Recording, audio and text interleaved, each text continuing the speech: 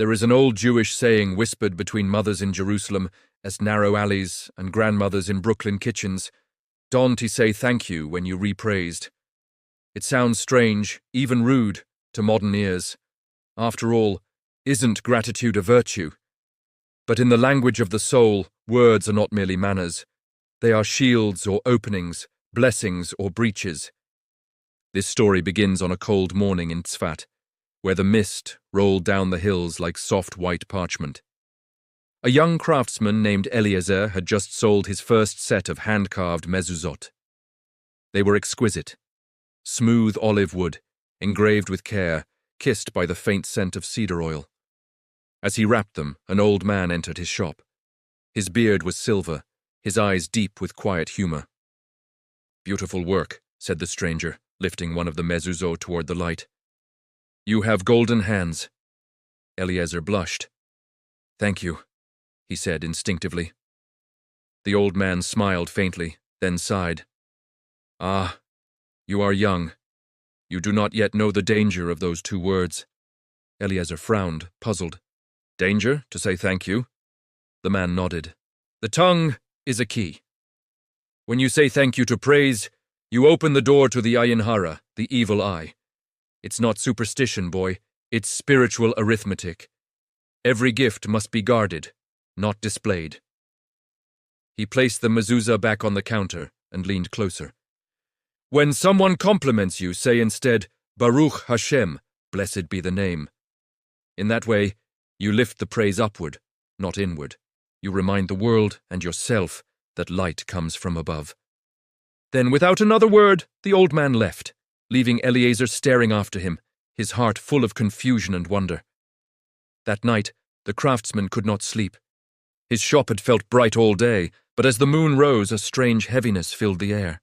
The next morning, a fine crack ran through one of his mezuzot. By evening, two more had split. No wind, no heat, just silence and ruin. He remembered the old man's words, Baruch Hashem. Blessed be the name. And so began Eliezer's journey to understand the mysterious etiquette of the soul, the ancient Jewish practice that guards against envy, pride, and the unseen energy that flows between eyes and hearts. This is not merely a story about superstition. It is a story about humility, about how words shape spiritual reality, and about why the Jewish people, for thousands of years, have chosen modesty over vanity, acknowledgement over possession, and faith over self-congratulation. In these 11 reflections, we will follow the thread from ancient texts to modern life, from the marketplaces of Babylon to the digital glare of social media. We will learn why the sages taught, "He who hides his blessing preserves it," and how the simple phrase, Baruch Hashem, can transform a compliment into protection, pride into gratitude, and danger into light. Eliezer's cracked mezuzot were not a curse. They were a mirror, a sign that beauty, unguarded, invites the gaze of the world too directly.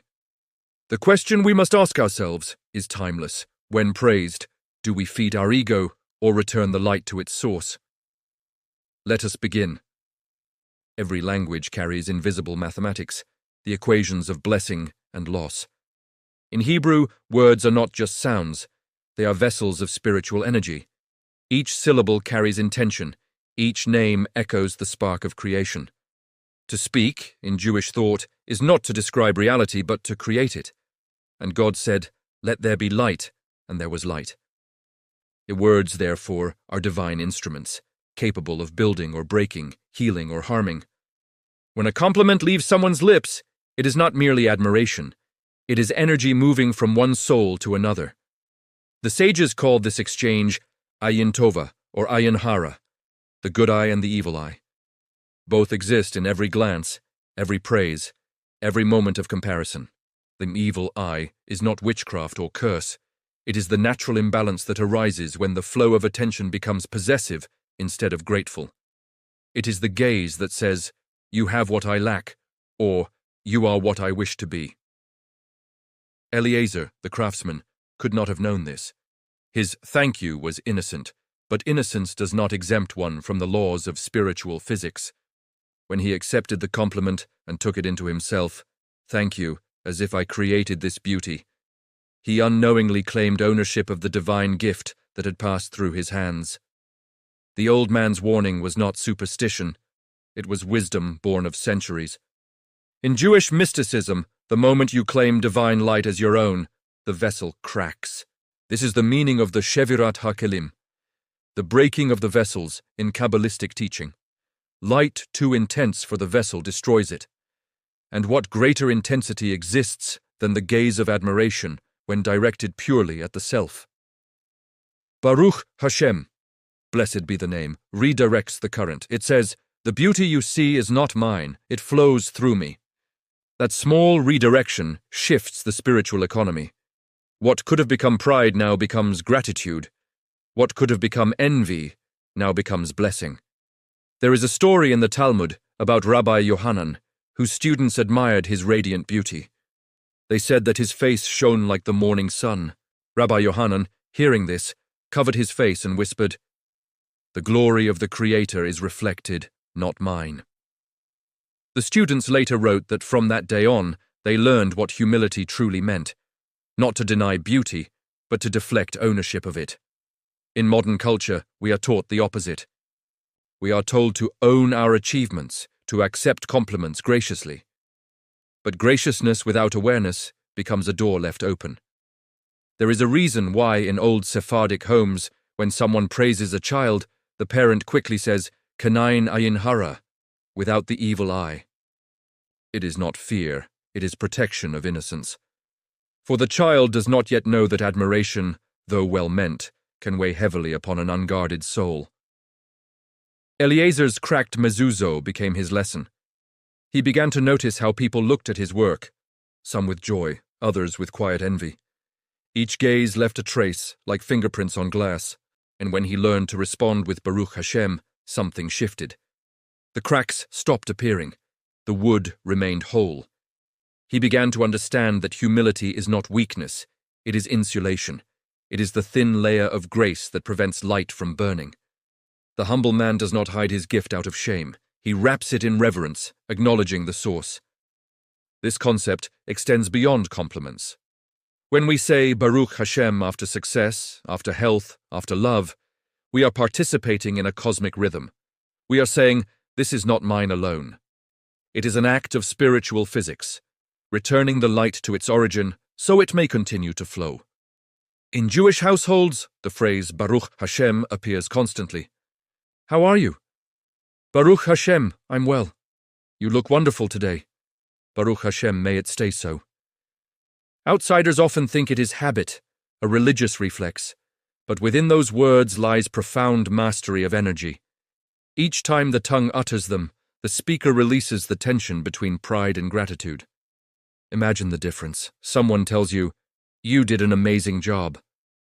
You can say, "Thank you," and let the praise sink into your ego. Or you can say, "Baruch Hashem," and let it rise. In that simple upward movement, you disarm the ayin hara.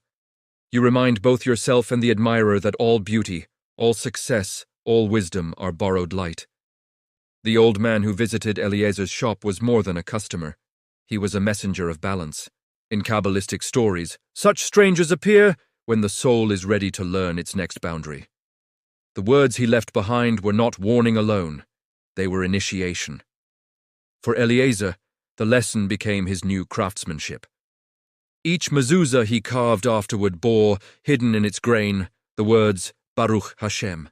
He whispered it as he worked, as if weaving blessing into the wood itself. His fame grew, not because he sought it, but because he ceased to own it. That is the hidden weight of words. They either root blessings or release them. When we forget the source, blessings turn heavy. When we acknowledge it, they become light, literally and spiritually. So when you receive a compliment, pause, feel the warmth of it, then lift it upward with the simplest of gestures. Baruch Hashem. For in that phrase lies both humility and protection, the art of receiving without possessing, and the wisdom to remain whole in a world that stares too closely.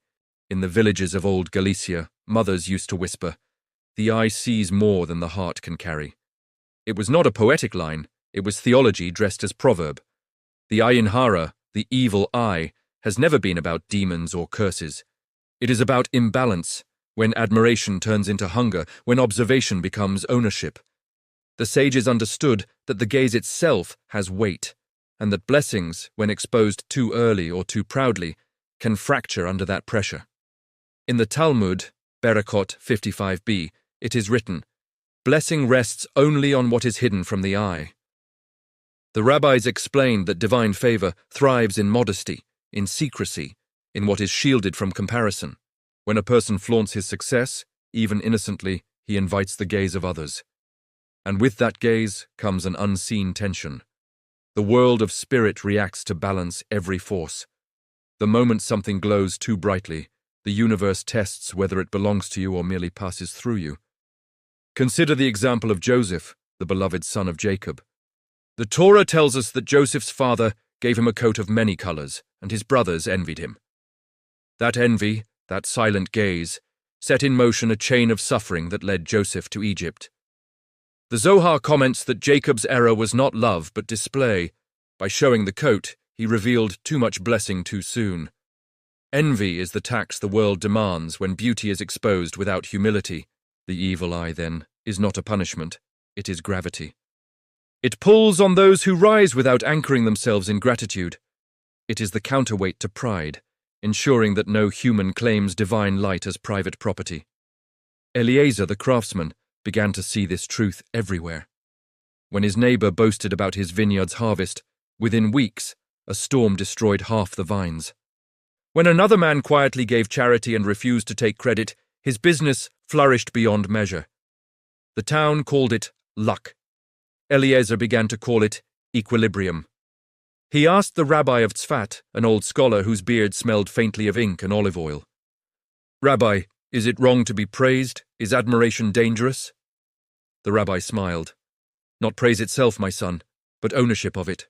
Every eye that looks at you leaves a fingerprint. If your soul is too polished, it will show every mark.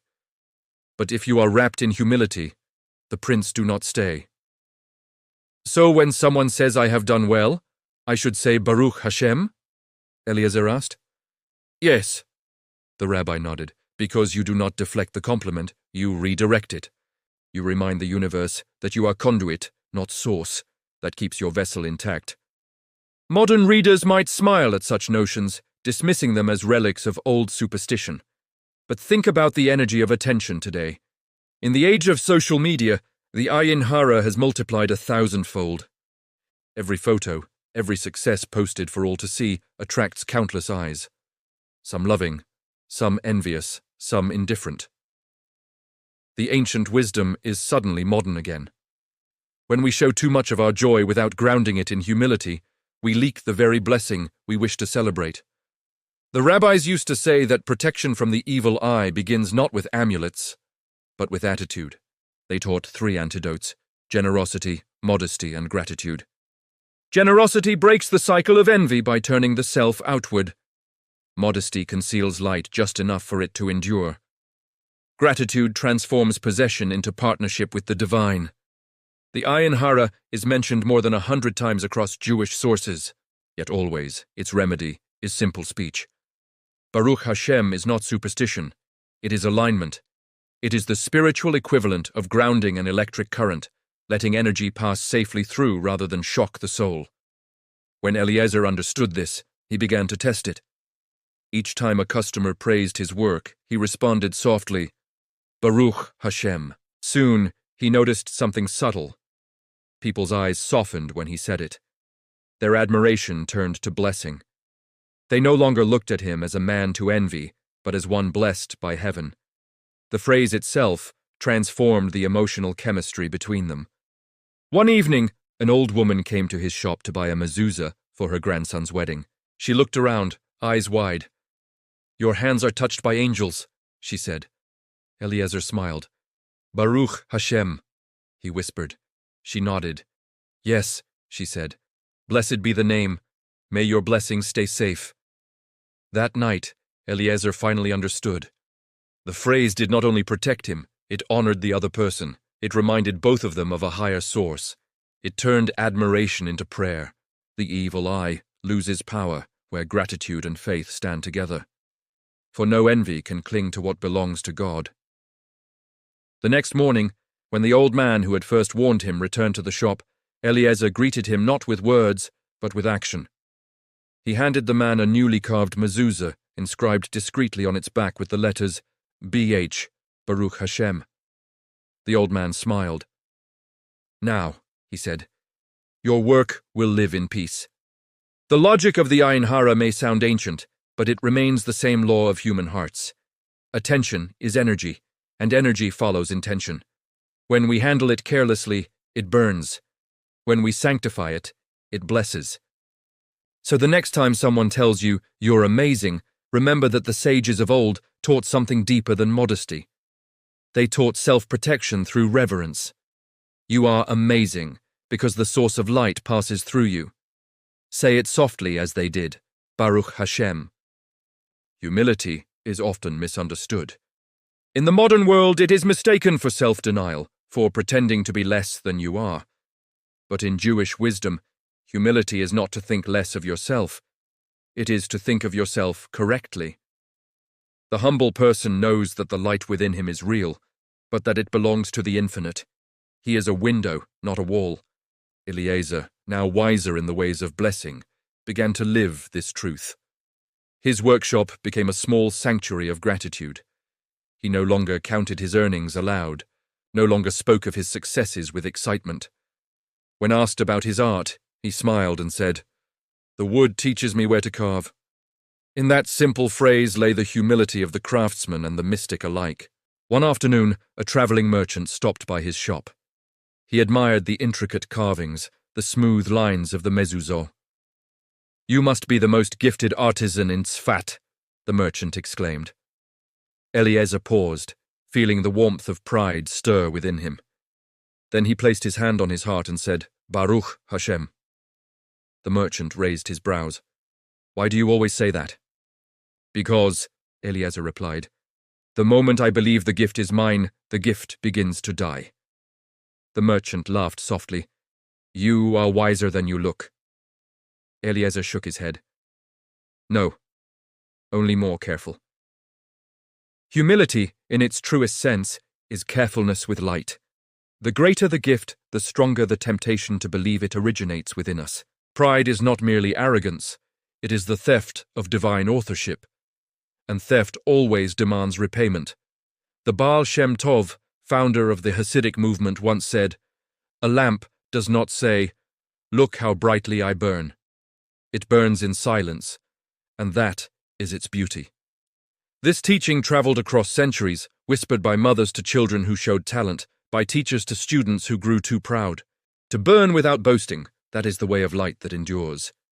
Humility is also armor. It deflects envy because it does not compete. It transforms the attention of others into admiration for the Creator rather than for the self. When someone praises a humble man, the praise slides past him and settles where it belongs, in the hands of heaven. There is a quiet joy in this. When Eliezer answered every compliment with Baruch Hashem, he began to notice that his peace deepened. The cracks that once appeared in his work disappeared completely. He slept better.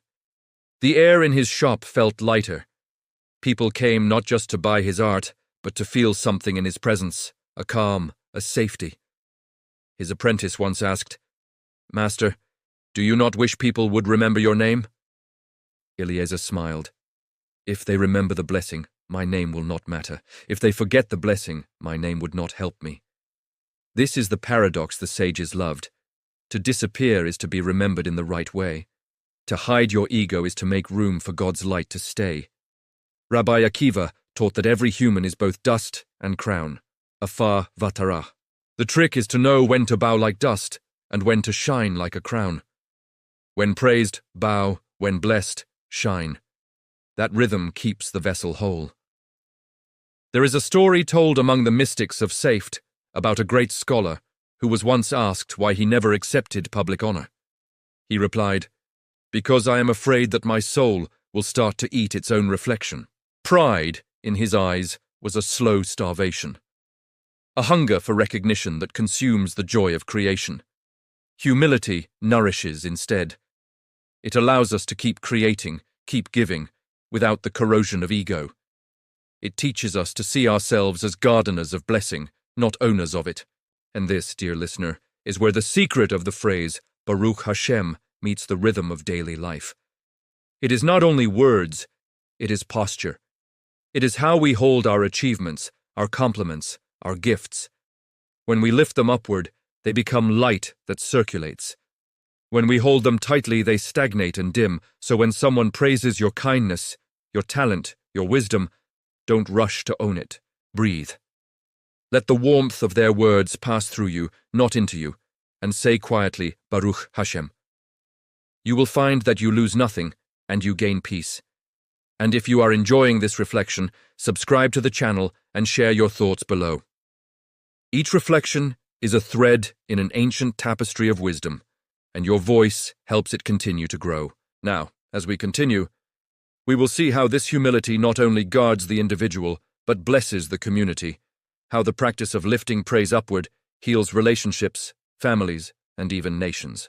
The sages taught that there are two kinds of trials in life, those that bring suffering and those that bring success. Most people fear the first, but the wise fear the second more. Failure humbles the heart quickly. Success tests the soul more quietly. When someone praises you, the test has already begun. Will you take the light and keep it? Or return it to its source? Eliezer had not always passed such tests. In his early years, he had been like many others, eager for recognition, longing for approval. Each compliment had felt like nourishment, each word of admiration a sign that he was becoming someone. But praise is honey with hidden fire. Too much of it, unguarded, burns.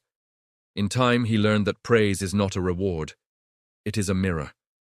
It shows you whether your heart is attached to the work or to the applause. The sages said, "The greatest man is not he who receives honor, but he who gives honor to heaven." This is why righteous men tremble when others exalt them. They know how quickly a compliment can turn into a chain.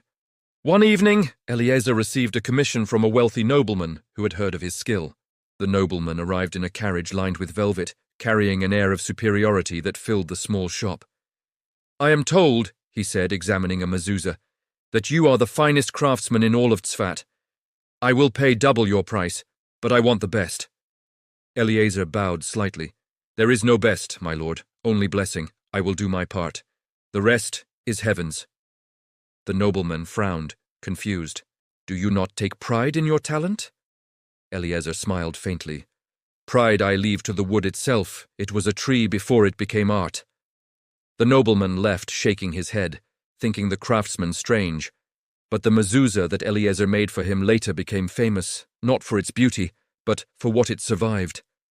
A fire that consumed half the nobleman's estate, leaving the doorpost untouched. The villagers said it was a miracle. Eliezer said it was mercy. Every praise we receive, the mystics say, draws a thread of attention toward us. If we hold it too tightly, it becomes a rope that can pull us down. But if we lift it upward, it becomes a ladder that leads to blessing. This is why the tzaddikim, the righteous, speak softly after being praised. They whisper words of humility to dissolve the thread before it hardens into ego. One of the most beautiful customs in old Jewish towns was the habit of turning praise into prayer. When a mother heard someone praise her child's intelligence, she would touch the child's head and say, "Yehi ratzon shi yigdal le Torah." May it be God's will that he grow in Torah. In that moment, the compliment transformed into blessing. The gaze of admiration became a beam of light that helped the child rise, not stumble. So too, Eliezer learned to turn praise into prayer. When his apprentice praised his skill, he would answer, "May your hands surpass mine." When a traveler called his shop a place of holiness, he replied, "May every house be so." The test of praise, then, is not whether you reject it or accept it, but what you do with it. If you absorb it, it swells your pride. If you reflect it, it magnifies the divine. Rabbi Nachman of Breslov said, "A man must be very humble to bear success. He must walk as if balancing a cup filled to the brim. A single careless movement, a boast, a smug smile, a thank you that claims too much, can spill the blessing." In the deeper sense, Humility in praise is not self-protection alone, it is service. When you answer Baruch Hashem, you teach others by example. You remind them that beauty, talent, wisdom, these are not trophies but trusts. They are meant to circulate, not accumulate. Eliezer's reputation spread beyond Tzfat. Students came from distant towns to learn not only his carving, but his calm. They said that to be near him was to feel lighter, as if one's burdens fell silent in his presence. When asked for the secret, he would only say, "Do not eat the sweetness of praise, offer it upward, and it will feed you without poisoning you." The day came when even the rabbi of the town brought him a gift, a silver chisel engraved with the words, Baruch Hashem. "So that you never forget who truly carves," said the rabbi. Eliezer bowed deeply. "Then may my hands never forget to bless before they begin." Praise in this way became Eliezer's constant test and his constant teacher. Each kind word became an invitation to return to humility. Each glance of admiration a chance to prove that the light within him belonged elsewhere. If we could learn this today, to treat every compliment not as a jewel to keep, but as a spark to return, the world would be filled with less envy, less pride, and more gratitude. For the true test of praise is not how you receive it, but whether you remain unchanged by it. And in that stillness, blessings continue to flow. There is an old teaching in the Midrash Rabbah.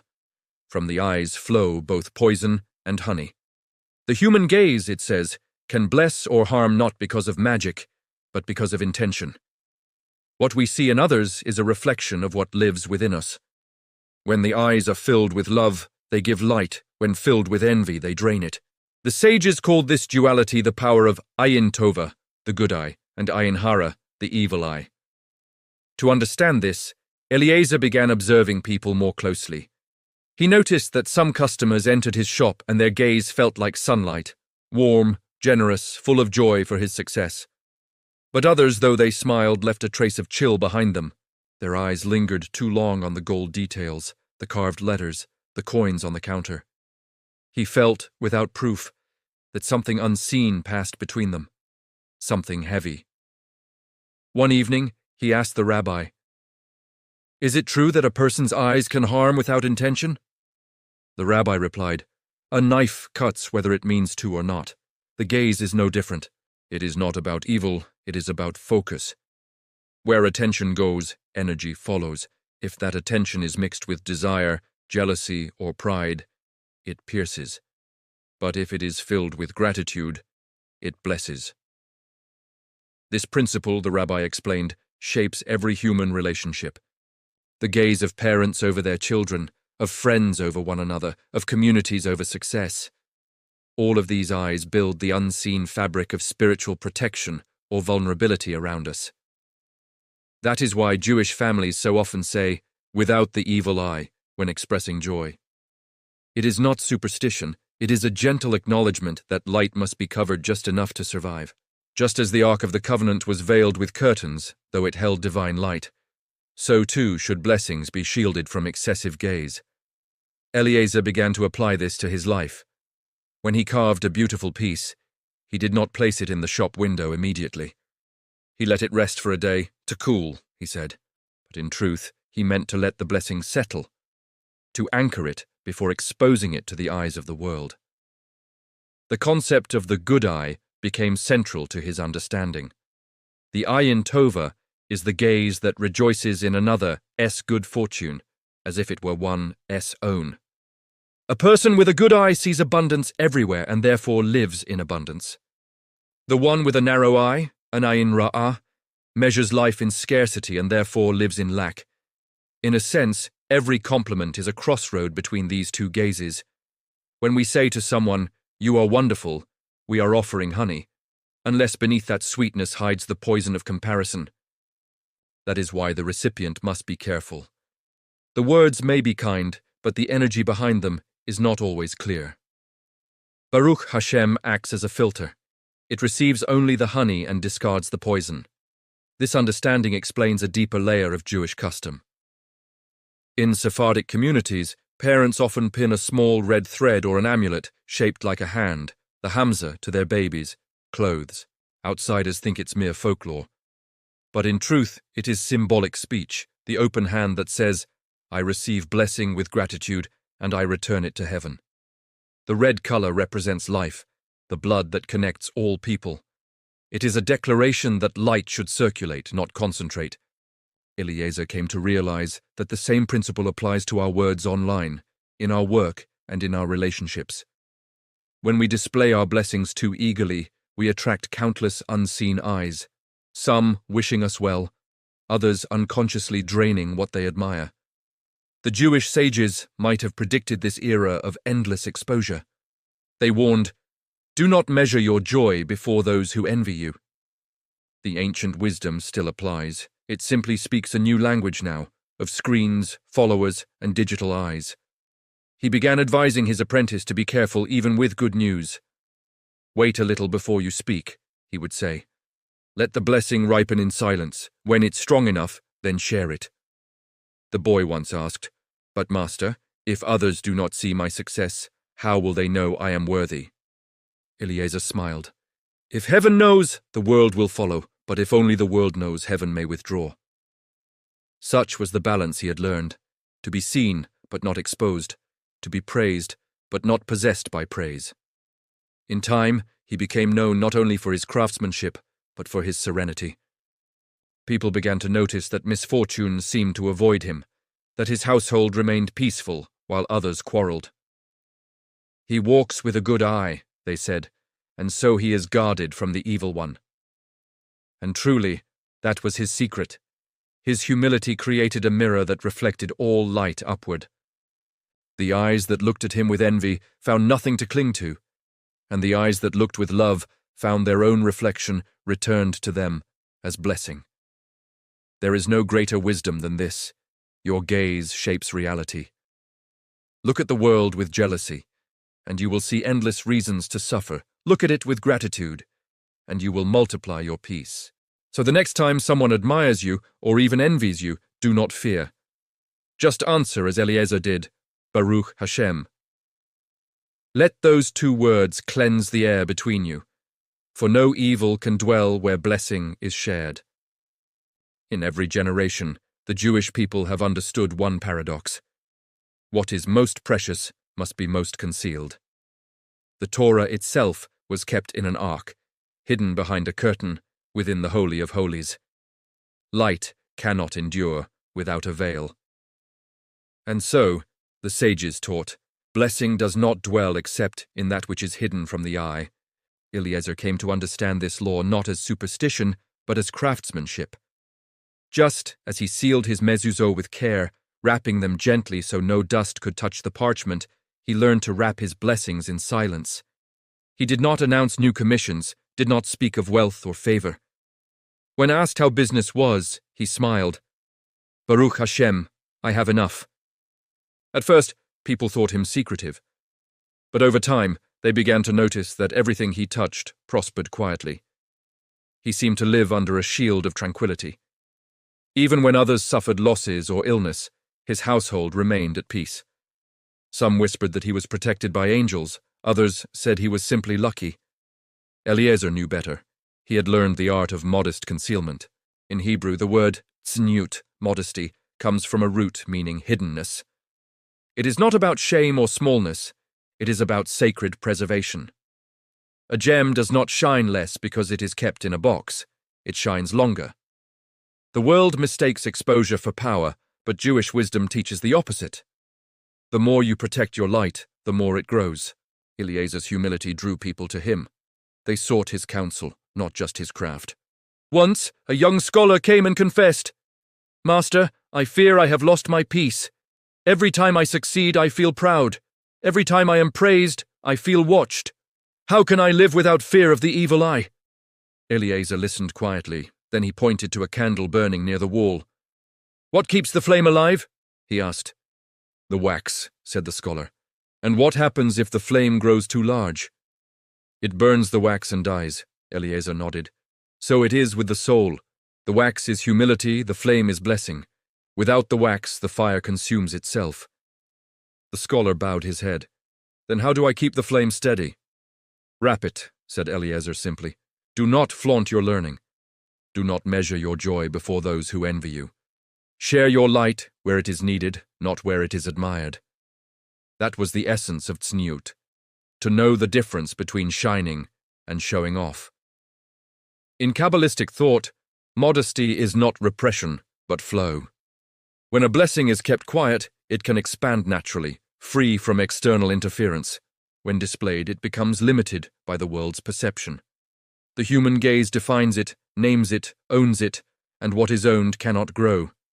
Think of rain, Eliezer would say. When it falls softly, the earth absorbs it. When it falls in torrents, it washes the soil away. Blessings are the same. They must enter gently. The rabbi of Tzfat once told a parable. There was a man who found a diamond in a field. He ran to the market shouting, "Look what I have found!" By evening, thieves came to take it. The next man who found a diamond said nothing. He hid it, sold it quietly, and bought land. His children lived well. The moral was not greed, it was protection. The evil eye feeds on exposure, not existence. This wisdom may sound distant, yet it is more relevant now than ever. We live in an age that rewards visibility, that counts worth by likes and followers. The digital world is the market square of envy. Every image, every boast, invites invisible eyes to judge, compare, desire. And so our peace fractures under the gaze of millions. Jewish tradition whispers a gentler way. Celebrate blessings privately, share gratitude publicly.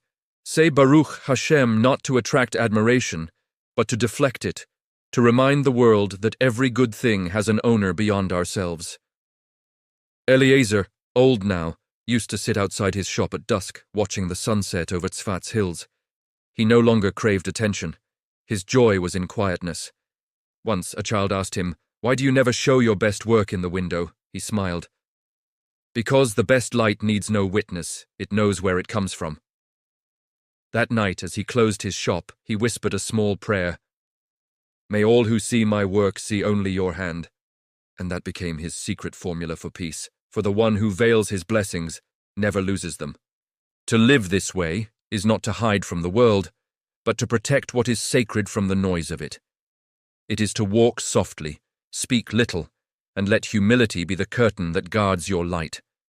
And in that stillness, the heart finds shelter from all eyes, good and bad alike. There is a kind of gratitude that protects and another that invites loss. The first lifts blessings upward, the second clings to them. Jewish wisdom teaches that everything we receive in this world is on loan: health, love, wisdom, even the breath that sustains us. To say Baruch Hashem is to remember that we are borrowers, not owners. Eliezer had learned this truth in his bones.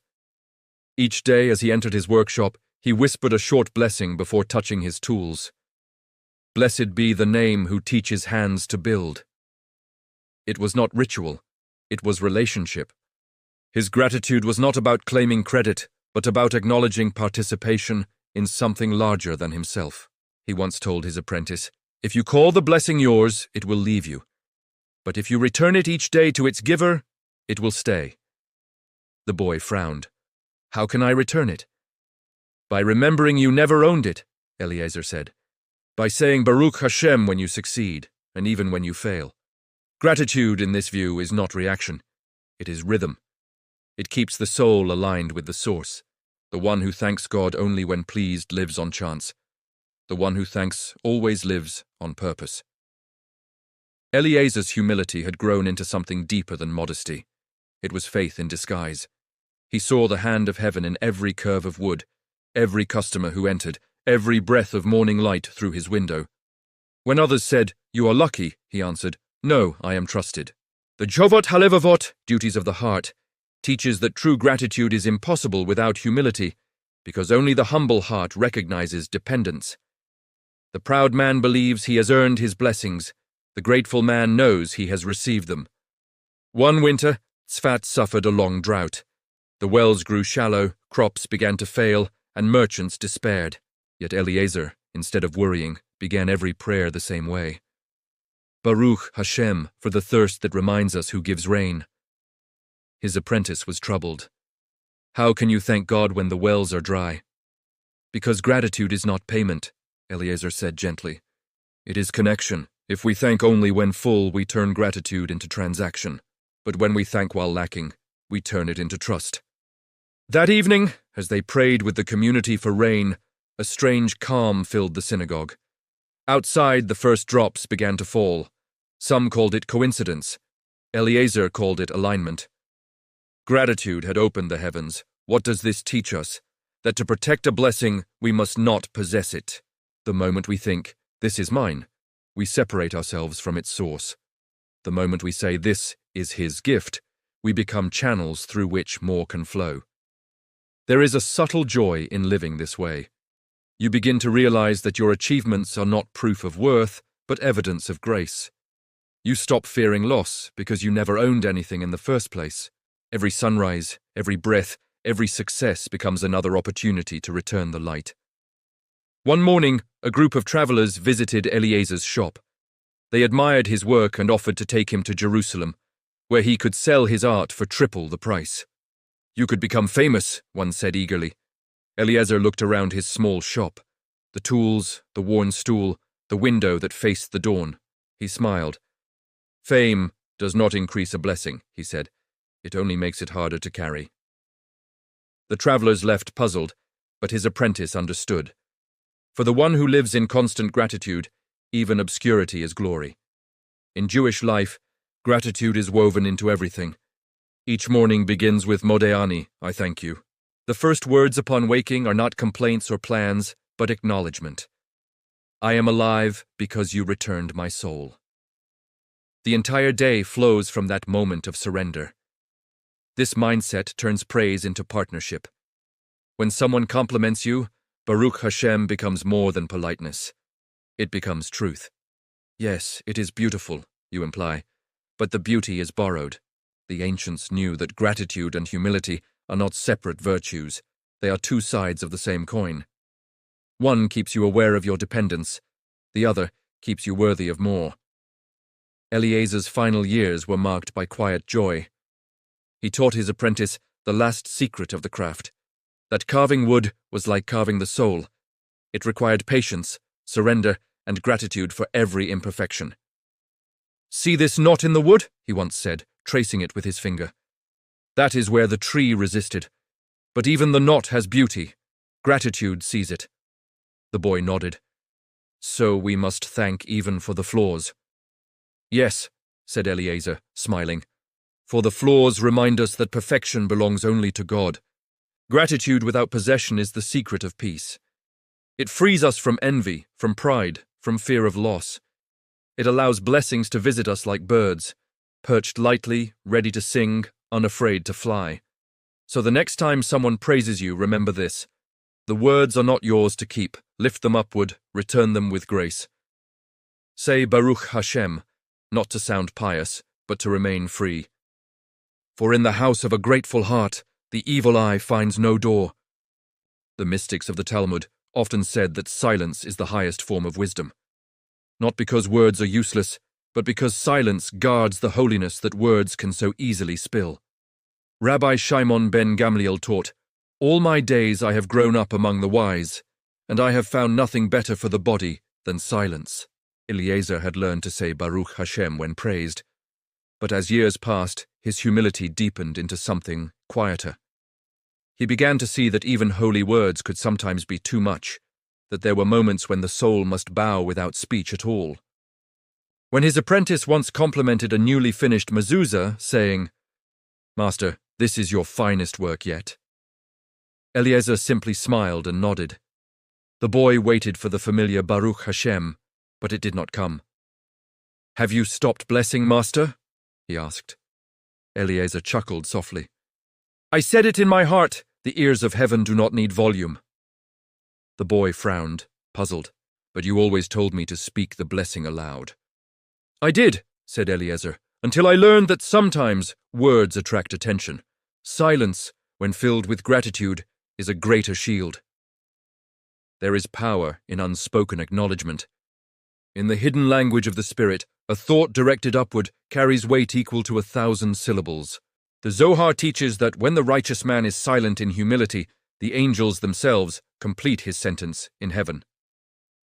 This was a wisdom our ancestors understood deeply. When a miracle occurred, they often responded not with shouts, but with bowed heads.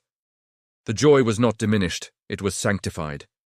To celebrate quietly was to keep the light from leaking out through pride or noise. Eliezer found this truth during a moment of great trial. One night, thieves broke into his shop and stole several mezuzot. The next morning, his apprentice wept in despair, expecting rage or lamentation. But Eliezer only swept the floor in silence. "Why do you not curse them?" cried the boy. "They have taken your work." Eliezer looked up with calm eyes. "Nothing that belongs to heaven can be stolen," he said. "If the blessing wished to stay, it would have. The silence will bring it back." And indeed, a week later, one of the thieves returned at dawn, trembling. "Take them back," he said. "They burned my hands at night. I could not keep them." Eliezer said nothing, only nodded. He did not shame the man. He wrapped the mezuzot in new cloth and whispered a blessing too softly for anyone to hear. His apprentice, watching, finally understood. Silence was not emptiness. It was reverence. The world's noise cannot touch what is not declared. In this, Jewish tradition offers a subtle lesson for our modern times. We live in an age of endless self-expression, where every thought seeks an audience. Yet the ancients remind us that some joys are safest when unshared. When every triumph is shouted, we turn our souls into open markets. When we keep some victories between ourselves and heaven, they mature in peace. The Pirkei Avot says, "Say little, do much." This was Eliezer's new path. He spoke less, listened more, and his presence began to speak for him. Those who came to his shop no longer admired only his carvings. They admired his serenity. They would leave saying, "I feel calmer here," not knowing why. It was because they had entered the sound of gratitude without words. Silence, properly held, becomes a sanctuary. It shields the self from the world's eyes and allows God to dwell where noise once was. The mystics even say that silence is the secret name of God, because the infinite cannot be spoken, only felt. Eliezer's wife once said, "You have changed, my husband. You speak less each year." He smiled. "Perhaps, but I hear more. The wood, the wind, the prayers of others. They are all talking. I was too loud before to listen." He had learned that Baruch Hashem is not only a phrase, it is an atmosphere, a state of being. Sometimes it needs words, sometimes it breathes through stillness. At the end of each day, as the last customer left, Eliezer would sit in silence for a few minutes before closing the door. He would feel the peace in the air and whisper, barely audible, "Thank you for being here even when I forget to speak." That was his final evolution of humility, to bless without announcing, to give thanks without display. And in that quiet, the evil eye could find no entry, for there was nothing left to see, only peace. The lesson is timeless. Speak blessings aloud to teach others, but guard some in silence to protect yourself. Not every miracle must be public, not every joy must be shared. The soul grows strongest in the quiet spaces between words. For when gratitude turns inward and upward, it becomes pure light, unseen, untouchable, eternal. In the narrow streets of Tzfat, the rumor of Eliezer's peace spread farther than the fame of his craft. People began to whisper that his home was blessed beyond measure. Yet when travelers arrived expecting to see riches, they found a humble dwelling. Bare wooden shelves, modest bread, and walls lined not with gold but with light. Once, a wealthy merchant from Damascus visited him. The man entered with the confidence of someone accustomed to command. He looked around and frowned. "They say you are blessed," he said, "but I see no wealth here." Eliezer smiled, offering him tea. "Perhaps you are looking in the wrong direction." The merchant laughed. "Wealth, my friend, is easy to find. It shines. Yours hides too well." Eliezer nodded. "That is why it stays." He poured the tea slowly, speaking in that calm tone that had become his signature. "You count coins, I count quiet mornings. You weigh gold, I weigh peace. Wealth is not how much light you gather, it is how gently you hold it." The merchant frowned. "You speak like a rabbi, not a craftsman." Perhaps, said Eliezer, but I have learned that blessings flee from those who shout their names. This exchange became famous, retold by students of the mystics as the parable of the hidden fortune. The moral was simple. Visible blessings fade, hidden blessings multiply. The Talmud teaches that there are three kinds of wealth: of the body, of the mind, and of the soul. The first can be stolen, the second can decay, but the third, contentment, cannot be touched. The Hebrew phrase Ashir Samiach bi Chelko means a rich man is one who rejoices in his portion. That joy unshared with envy or boast is the highest protection from the evil eye. Eliezer lived this teaching daily. He walked through the marketplace with a serenity that confused others. When asked, "How is business?" he answered, "Enough to bless another." When pressed about his earnings, he simply said, "Baruch Hashem." His apprentice once asked, "Master, do you not wish for more, to travel to see the world?" Eliezer looked out at the hills of Galilee, bathed in gold at sunset. "If I wished for more, I would lose what I already have," he said. "Every desire is an opening through which peace escapes. Gratitude closes the gaps." Wealth, in Jewish thought, is not accumulation but alignment. To be wealthy is to have what you need and to know it. The poor man who counts lacks becomes poorer each day. The grateful man grows richer even in scarcity.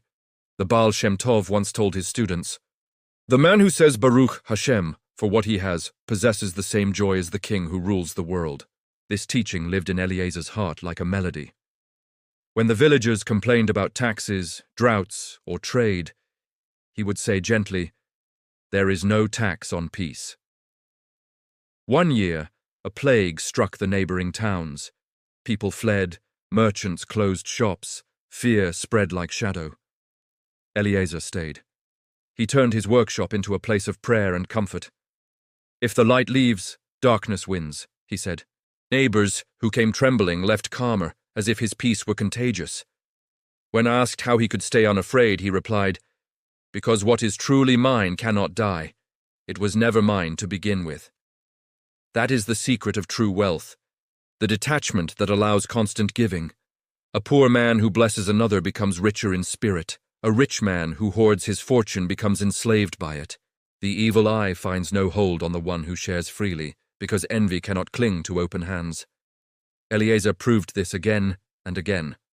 When a competitor's shop burned down, he offered his own tools to help rebuild.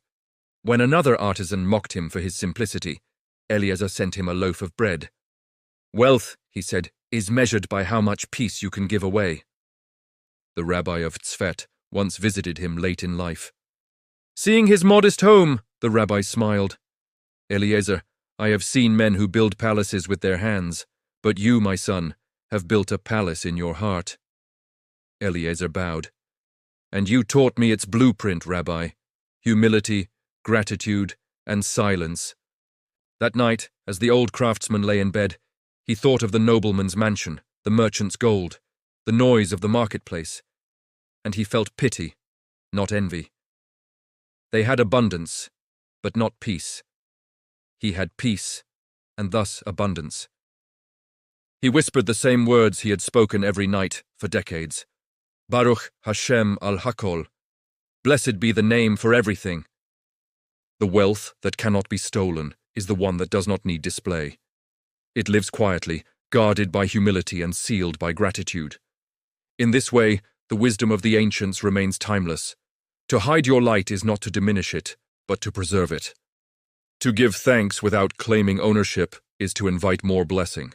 Eliezer's modest home glowed softly in the night, unseen by many, envied by none, and guarded by heaven itself.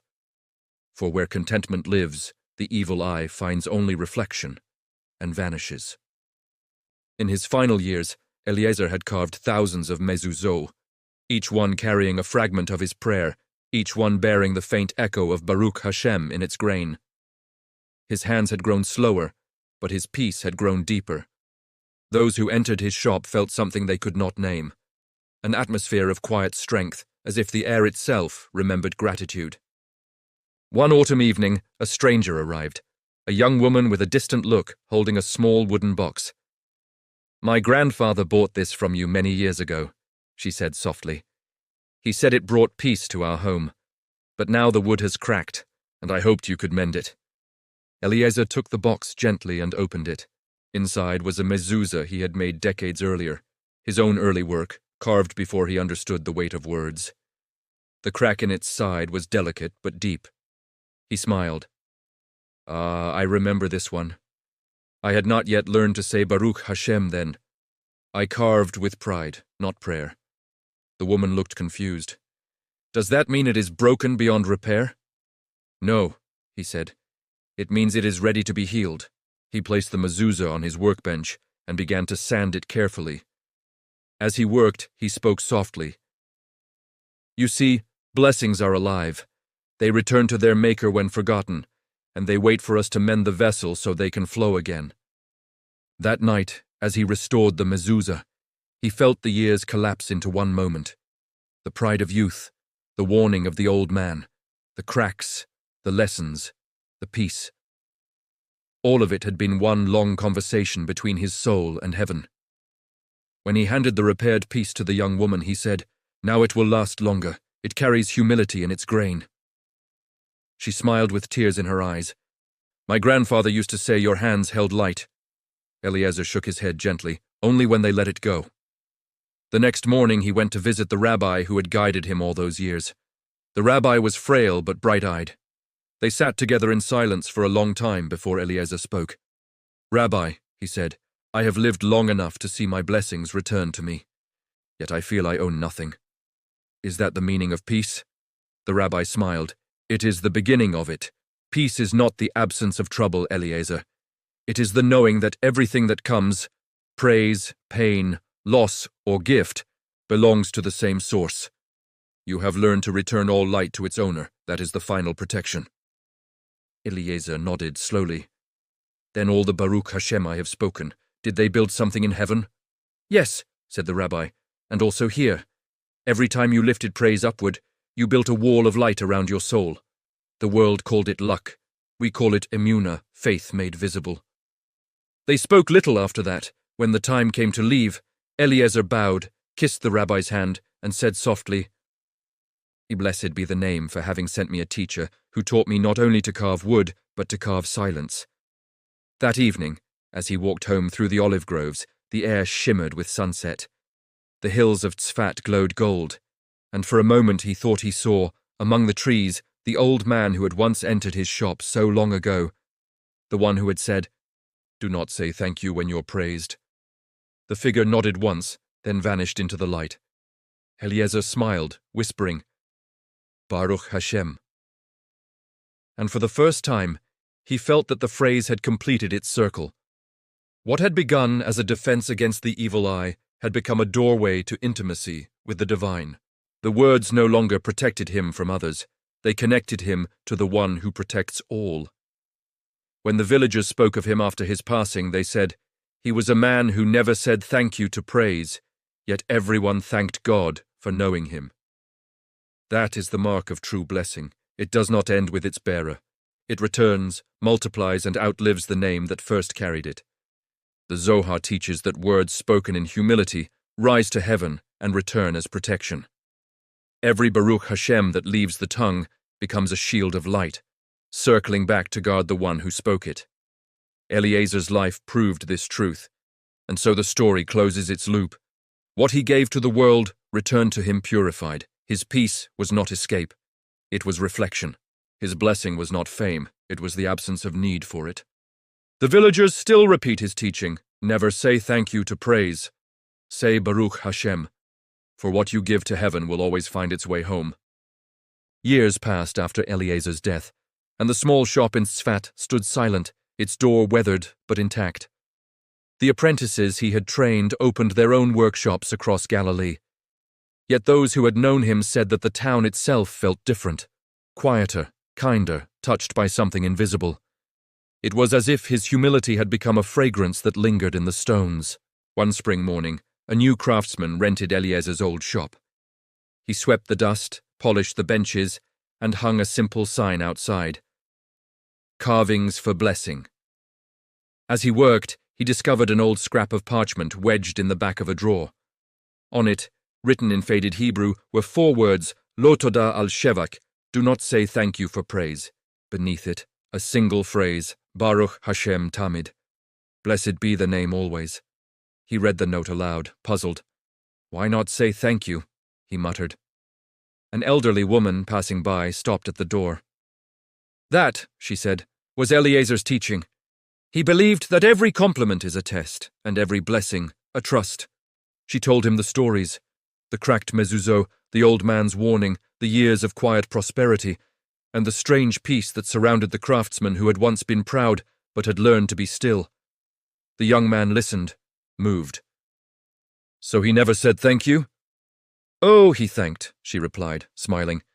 He just learned where to send it. That night, as the new craftsman finished his first piece, he whispered Baruch Hashem under his breath. The words felt heavy at first, then light. He understood. Praise is not something to possess, but something to pass along. And so Eliezer's wisdom lived on, not as doctrine, but as atmosphere. The phrase Baruch Hashem became the heartbeat of Tzfat once again, heard in the markets, the homes, the narrow lanes. Even those who did not know its full story began to use it. It softened their speech, cooled their pride, healed their envy. The rabbi of Tzfat, now an old man himself, once said during a sermon, "The greatest miracle is not fire from heaven, but peace in the heart. And peace begins when the tongue remembers its source." He looked toward the corner of the synagogue where Eliezer used to sit and added, "The one who returned every compliment to heaven still guards us." This teaching spread beyond Tzfat. Travelers carried it to Damascus, to Istanbul, to the markets of Morocco. Wherever Jews gathered, the phrase took root anew.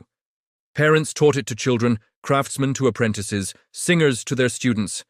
Never say thank you to praise, say Baruch Hashem. Why? Because gratitude toward God, not toward flattery, closes the door to envy. It turns attention into blessing, admiration into reverence, and success into service. The Zohar calls this light or Haganuz. The hidden light of creation, concealed since the first day so that only the righteous may find it.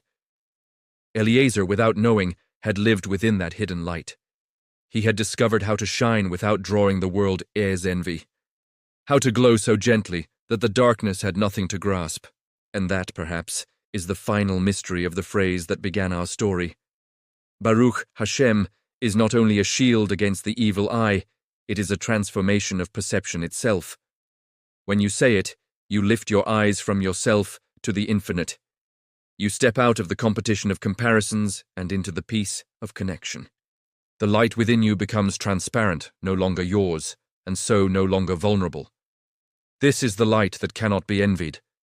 It is the smile that does not boast, the gift that blesses without claiming, the beauty that reflects rather than owns. It is the kind of light that fills a room but leaves no shadow. If you listen closely, you can still hear Eliezer's voice in the rhythm of Tzfat's hills. When praised, do not say thank you, say Baruch Hashem. For every blessing must return home, and the home of blessing is heaven. That saying became not just a proverb, but a way of life. Generations later, children still carved his words into the backs of their mezuzot. Mothers still whispered them when their babies were admired. And when travelers stood upon the mountain at dusk, watching the last light settle over the city, some swore they could see the faint outline of a man sitting in his old shop, smiling, lips moving in silent prayer. Not thanking, but blessing. Not claiming, but releasing. Baruch Hashem. The story of Eliezer teaches that words create reality. Praise is not danger, it is opportunity. When we direct it to ourselves, we invite the eye. When we lift it upward, we invite peace. The Jewish heart has known this for millennia. Humility is the only true armor, and gratitude the only wealth that endures. So when life praises you, answer softly, Baruch Hashem. Let the words rise higher than your pride and deeper than your fear. In that moment, you join an ancient chain of souls who turned admiration into prayer. And if this message has touched you, if it helped you see blessing with new eyes, then subscribe to the channel, leave your comment, and share your thoughts. Tell me, when was the last time you lifted praise upward instead of inward?